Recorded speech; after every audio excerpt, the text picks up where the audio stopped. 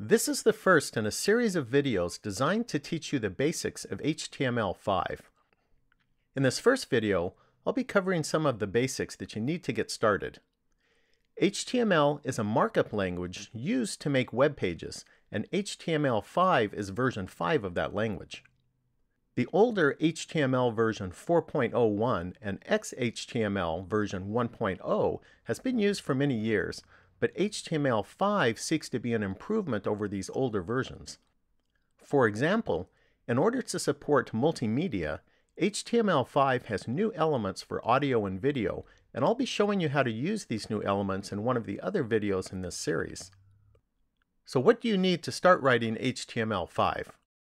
You need a browser to test your HTML code, and I'll be using Google Chrome.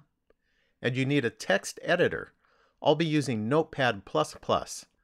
I found my copy at notepad-++.org. I'll start by defining a few terms that you will be hearing me use frequently. The terms are tag, element, and attribute. Let's start by looking at a tag. This is a title tag.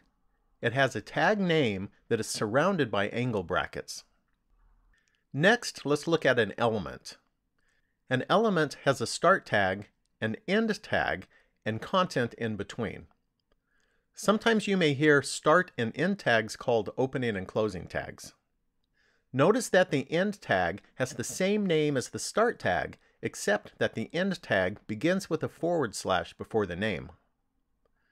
So this whole thing, including the start tag, the content, and the end tag, is called an element. In this case, it's a title element. Most of the elements in HTML5 are made up of start and end tags with content in between. However, there are some elements that only have a start tag. Here's an example. This is a BR element, which represents a line break. It doesn't have an end tag or any content. It only has a start tag. The last term that I want to define is the attribute. An attribute allows us to add additional information to an element. For example, here's an H1 heading element. An attribute, if present, is located in the start tag after the tag name. This is the attribute. The first part of the attribute is the attribute name. The attribute name is followed by an equal sign. Then the equal sign is followed by the value of the attribute enclosed in quotation marks. HTML5 actually allows some other variations for specifying attributes, but this is the variation that I typically use. Now that we've covered the definitions, let's look at a sample HTML5 document. You'll notice that I've indented some of the lines. I did this by just adding spaces at the beginning of some of the lines. This is not required, and I only do it to make the HTML code easier to read. It doesn't change how the web page will be displayed in the browser. What I've done is to align the start and end tags for the elements that span more than one line.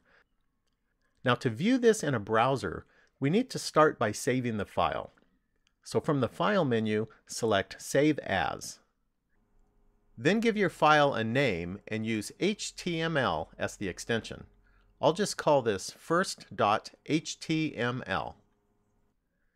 Now to view your document in a browser, locate it using Windows Explorer or something equivalent, and then double-click on it to open it up in your default browser.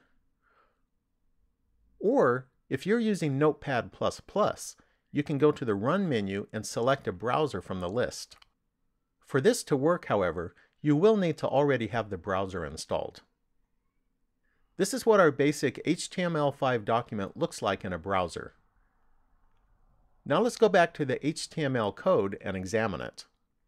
The HTML5 document starts with a doc type, and this is what a doc type looks like when using HTML5. The doc type is a preamble for our HTML5 document. After the doc type is the HTML element. This is the start tag for the HTML element. This is the end tag, and this is the content. The HTML element is the root element of the HTML document, and the rest of the HTML code is located between the start and end HTML tags. You might notice that the start HTML tag contains a language attribute. I have the value set to EN, which means English. It's encouraged to use this attribute because it can be helpful for multiple reasons, one of which is that it can help speech synthesis tools with pronunciations.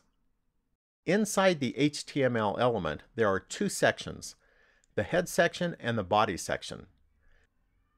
The head element defines the head section, which contains information about the HTML document.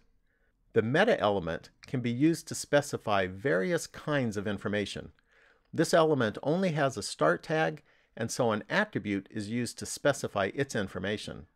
In this case, we're specifying the character encoding. UTF-8 is a very common value to use here. The title element is used to specify the title for the document. The content in between the start and end tags is what is displayed on the Browser tab. So our title is Example Document. Over here on the Browser tab, you can see that it also says Example Document. Now let's look at the body section of the HTML5 code. The body element defines the body section, which contains the main content of the HTML document. This is where we put the information that will be displayed in the browser. In this example, we have a single P element in our body section. P elements are used to represent a paragraph. This text in between the start and end tags is displayed in the browser. Now let's add another P element. So I'll type the start tag, then some text, then the end tag. Now I'm going to save the file. In Notepad++, I can do this by pressing this button. Then in the browser, since we already have the page displayed, all we need to do is to refresh the page and we will be able to see the new updates. And here is the new line of text that we added. Well, that concludes this video. You can find the code used in this video at littlewebhut.com. Thanks for watching, and please subscribe and leave a comment.